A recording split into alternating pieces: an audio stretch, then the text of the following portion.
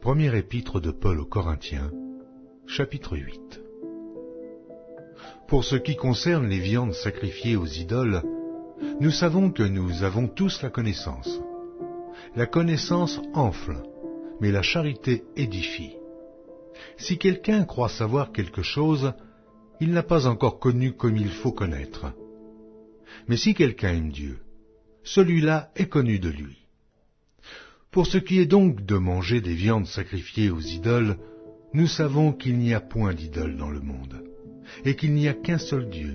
Car s'il existe des êtres qui sont appelés dieux, soit dans le ciel, soit sur la terre, comme il existe réellement plusieurs dieux et plusieurs seigneurs, néanmoins pour nous, il n'y a qu'un seul Dieu, le Père, de qui viennent toutes choses et pour qui nous sommes, et un seul Seigneur, Jésus-Christ, par qui sont toutes choses et par qui nous sommes. Mais cette connaissance n'est pas chez tous. Quelques-uns, d'après la manière dont ils envisagent encore l'idole, mangent de ces viandes comme étant sacrifiées aux idoles, et leur conscience, qui est faible, en est souillée. Ce n'est pas un aliment qui nous rapproche de Dieu. Si nous en mangeons, nous n'avons rien de plus. Si nous n'en mangeons pas, nous n'avons rien de moins. Prenez garde toutefois que votre liberté ne devienne une pierre d'achoppement pour les faibles.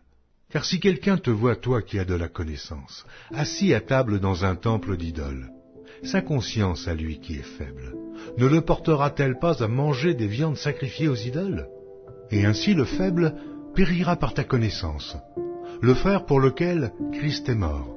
En péchant de la sorte contre les frères et en blessant leur conscience faible, vous péchez contre Christ. C'est pourquoi, si un aliment scandalise mon frère, je ne mangerai jamais de viande afin de ne pas scandaliser mon frère.